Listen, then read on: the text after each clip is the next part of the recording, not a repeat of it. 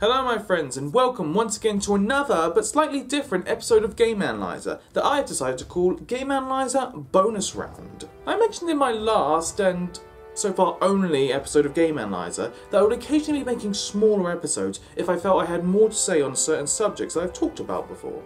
And seeing as how the Uncharted series played a huge part in my last video, and Uncharted 4 was just released to us all, I figured I'd take the opportunity to do a bit more digging into what seemed to be a rather satisfying capper to an almost 10-year series. So with that all said, shall we get into it all?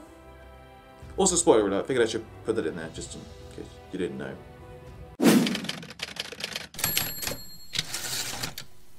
Now Uncharted 4 had some big shoes to fill, with it not only needing to hit us with Drake's most deadly adventure yet, but also to provide long-time fans like myself with a satisfying conclusion to Nate's need for adventure. And to be honest, as much as I was looking forward to Uncharted 4, and believe me, I was as pumped up as much as you could get, I still wondered to myself how Naughty Dog was going to convince us to why Nathan Drake would risk his life once again to go on yet another deadly adventure. Especially when it seemed evident at the end of Drake's deception that he had both finally come to terms with his addiction and that a life with his love Elena was his real greatest treasure. This was something that was not going to be easy to write in. Up to this point we've had 4 games featuring the beloved adventurer, and to be honest there had been a few similarities between games, particularly with the second and third. There's only so many times with stories as deep and character focused as these that we can ignore certain story trends before we need things to go a bit differently for us all. But I will say this, as a motivation to pull Drake back into his former life, I think they managed to both provide us with a rather impossible choice for him, along with a chance to reveal more about his past to us. We see very early on that despite leading a comforting life with his now remarried wife Elena, Drake shows signs of missing the thrill of the hunt, but in some way I get the idea that he's aware that just like any addiction, if you return to it, you could very well end up in a worse place than you were before. Let's be honest, not having permits for uncovering a sinking ship is hardly the most illegal thing he's ever done in his life,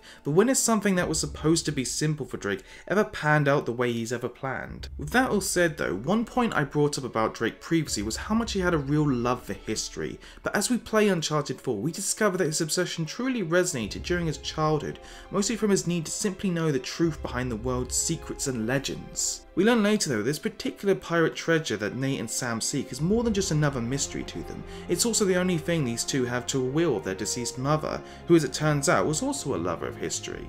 To me, when Nate and Sam agree to change their last name to Drake out of the slim belief that they are his descendants, it almost feels like a promise that they will find their greatness in the world. Which, as we find out, is also part of the motivation for the game's villain, Rave, who has lived a life of luxury due to his family's wealth, which bothers him. All he wants is to earn his greatness through his determination, not through his family's legacy. What I find funny the most with the villain's motivations here is that unlike previous ones we've had in games before, their overall goals don't really affect the world in any way. Both Rafe and Nadine aren't looking to sell off a cursed idol to some terrorist group, or have an army of near-immortal soldiers, or to unbalance the world by contaminating water supplies, or even to sell off radioactive gold that will eventually kill millions. No, what they want is very basic things that we as humans can understand. I can only imagine what was going on in Rafe's head when he learned that since Drake had departed, he had already discovered in the span of 15 years at least 3 of the world's most notorious legends, while he had been spending all of his time on finding Henry Avery's treasure. I'm just saying, the guy had some right to be pissed off a bit. What's interesting also is that the journey to find Libertaria is very much intentionally set up as a test to see who is worthy to bask in the glory of its riches. But we soon understand this journey is one that brings treachery and death with it. This treasure is many things to people: respect, honour, a new life, or in some cases finding meaning in it. People can turn on a whim when someone tries to take these things away from them. Going back to what I said in a previous video, I mentioned how one of Drake's shining personality traits was his love for history. As I said, Uncharted 4 pushes us even further for us, as we see just how much history means to both Drake and his brother. The chapter in which we get to explore the manor of one of their mother's co-workers provides us with some info on what they have been taught about each of these individual cultures. The manor also proves to be a warning of sorts, as we read about how the manor's owner Evelyn had a family but became too obsessed, leading to her family's resentment and eventual abandonment, leaving her with nothing but her memories. It's clear this is a path Drake could have ended up on if it were not for his understanding that no treasure could ever replace his years with Elena and his daughter. Anyone ever tell you you have a funny idea of romantic? Yeah, I may have heard that somewhere before.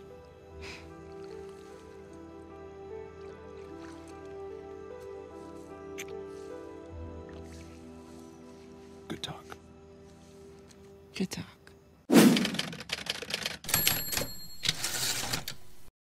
Now, it's no secret that in 2013, The Last of Us left quite an impression on both players and critics alike. It seemed clear that emotional storytelling was going to be a fundamental part of Naughty Dog in its years to come. Now, I theorised that Uncharted 4 would very likely learn from The Last of Us in order to really give the series the proper send-off it deserves. And as it turned out, I was right.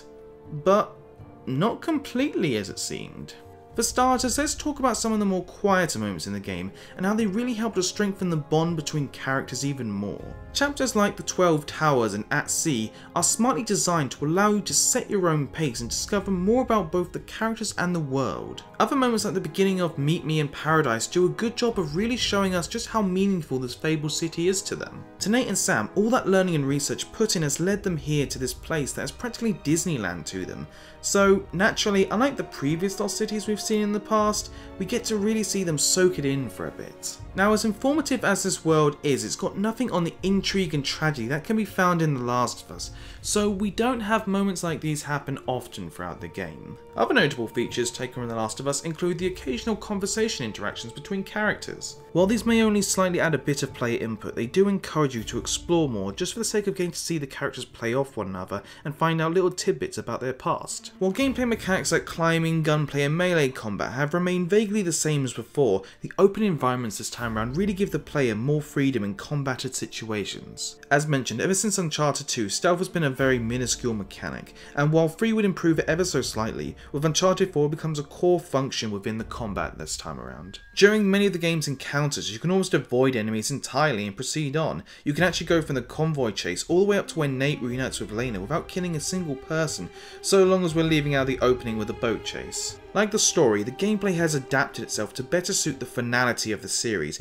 allowing us to really think around things and learn more about the characters and their overall desires. Proving that while the series' focus may never be on the same emotional level as The Last of Us, it still will always capture us with its gameplay and characters. And you know, there's that whole marriage vow thing. For better or worse. Yeah. For better or worse.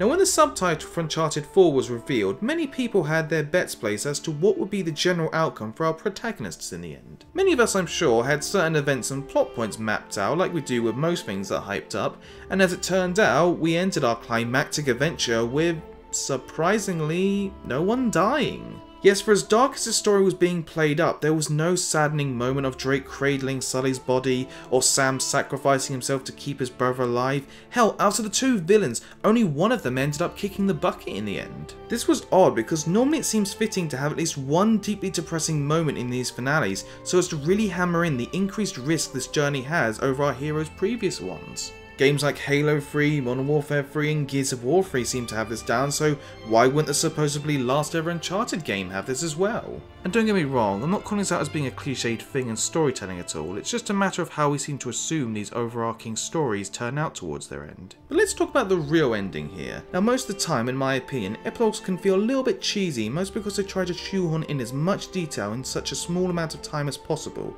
But this is where video games, and more specifically Uncharted 4, have the upper hand, it seems. Because we're able to set our own pace and look at every minute detail presented to us, we ourselves are in control and feel as if we are discovering this for ourselves. This whole house is one big wiki with Nate Elena's previous home containing mostly memories of our experiences, while this one fills us in with new ones to discover. You just have to look at that photo of Sully holding baby Cassie to get an instant idea as to what it was like at the time because of how well we know these characters now. Some people might say that in reality it's still weird that all these tidbits of information is just lying around in clear view, but for what it all provides us, I'd say I'm willing to look the other way.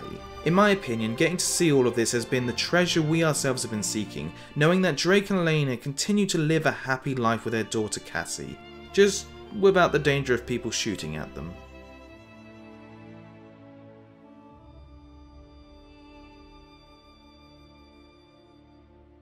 Well, that's about everything I have in the Uncharted series, I guess. But hey, don't forget you can subscribe for even more hot cross goodness, and you can check me out on Facebook and Twitter. Thanks again, guys, and hey, be seeing you around.